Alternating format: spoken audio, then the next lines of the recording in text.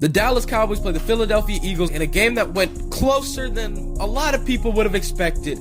And as I'm reviewing this game, I'm going to try to keep that in mind because last night I was absolutely fucking pissed at the end. And I was going to be mad either way unless the Cowboys pulled out a win in this one, right? But it just feels like we had a shot. It feels like the Cowboys had a shot to win and threw it the fuck away. I was talking to some people earlier today and they were like, would you have been more angry had we just gotten blown out? And I was like, I don't know. Because it's like you wake up on Christmas morning and you walk down and you see 8 different presents with your name on it and they all big, right? Various sizes, right? But they all look huge. You think one of them is going to be a PS5, right? You don't even know what's in the big ass boxes, but it's a big ass box, so it should be good, right?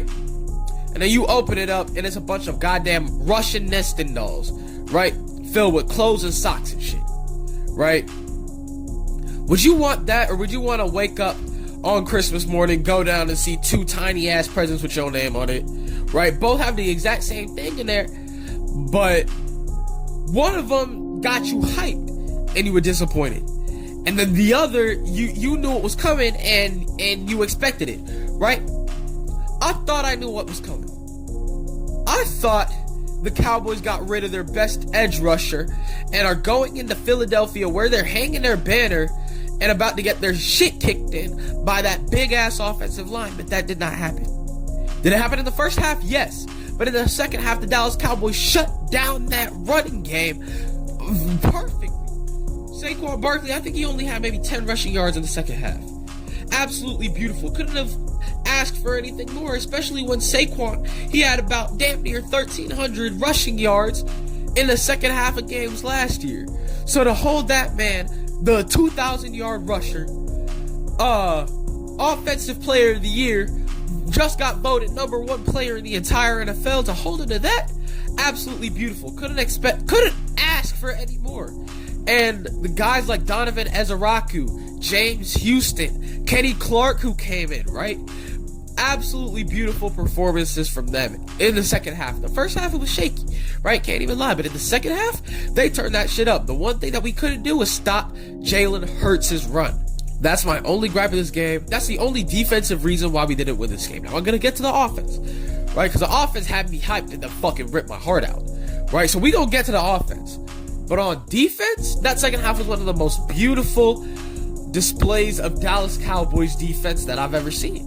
So hopefully we can ride that momentum straight through New York. I'm looking past through New York, right? Through goddamn Chicago, whoever else we have, the other 16 games we have on the schedule. Because if you look at that, that's an extremely winnable game. And you as a team that got disrespected all offseason, 7-10, going into your division rival's house, who just came off of a championship, and to put on that display is beautiful. It's awe-inspiring, right? I can't even be mad, and I'm a person that gets mad very, very easily when it comes to my Dallas Cowboys. I can't even get mad.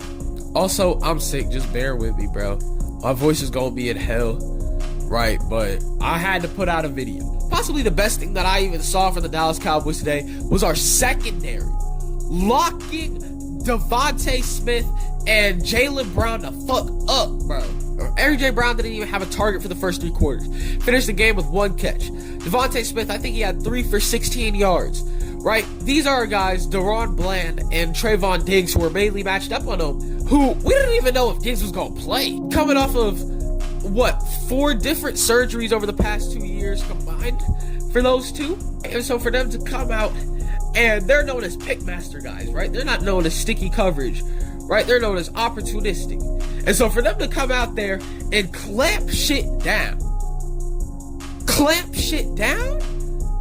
beautiful, absolutely beautiful. I believe DeMarvion Overshown coming back would be the greatest thing for this defense, because he'll be a spy for the running QB, which looks like it might be a problem this year. Now let's get to this fuck-ass offense, bro. That offense in the second half was miserable. And first of all, I gotta say this, because niggas go get ideas. It's not on Dak Prescott.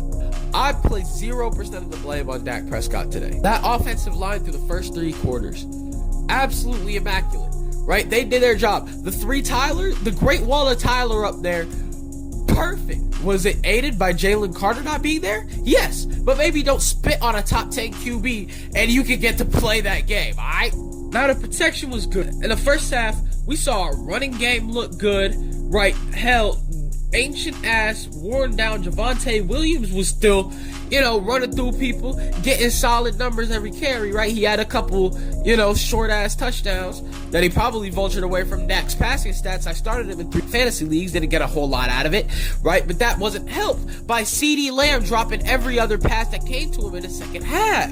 That second half was abysmal for our offense, right? We were sluggish, couldn't get anything going. Dak maybe missed a couple of throws. We didn't really get George Pickens involved at all in this game.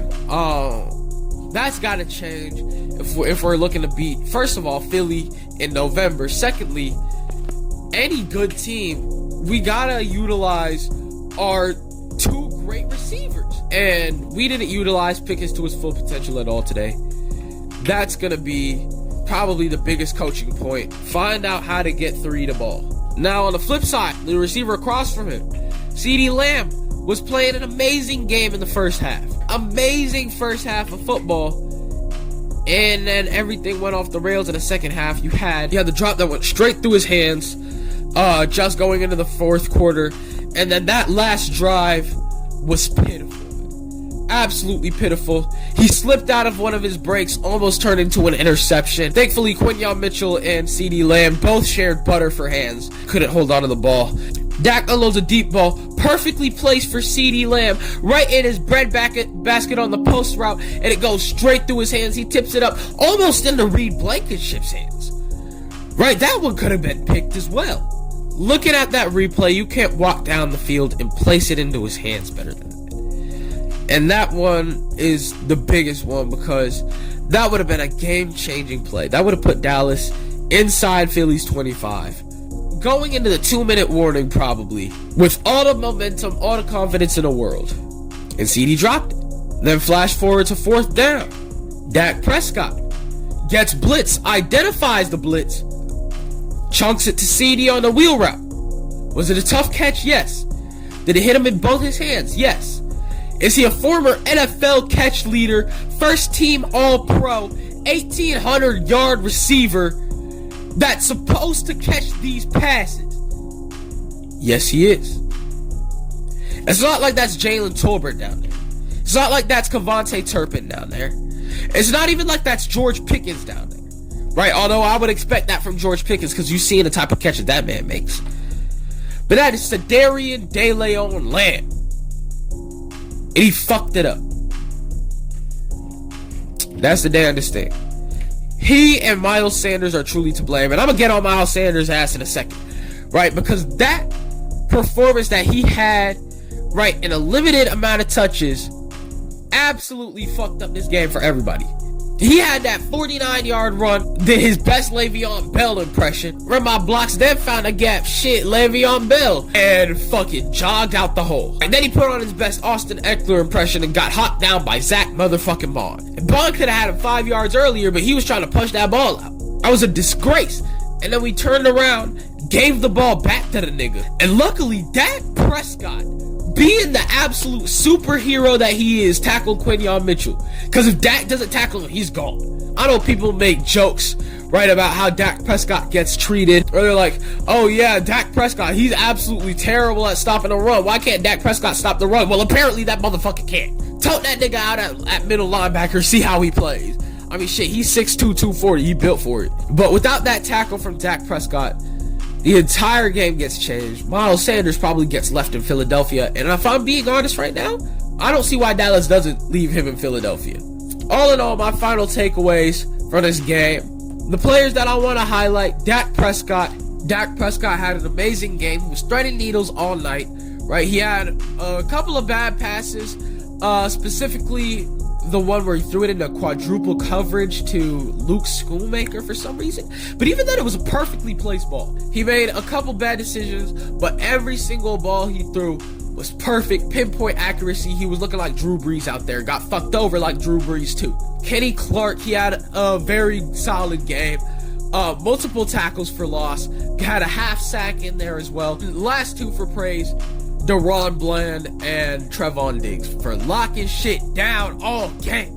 Now for critiques.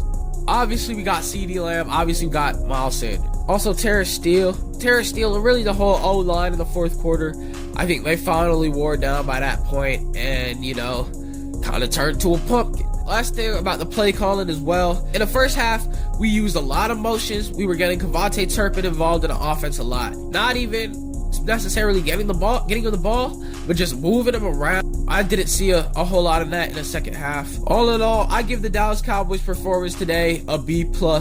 Walked into Philly, gave them a hard time the entire game, right? It wasn't one of those games where, you know, we were down 31-10, but scored a couple garbage time touchdowns to make the score look pretty. We were in the game the entire time, right? Held leads.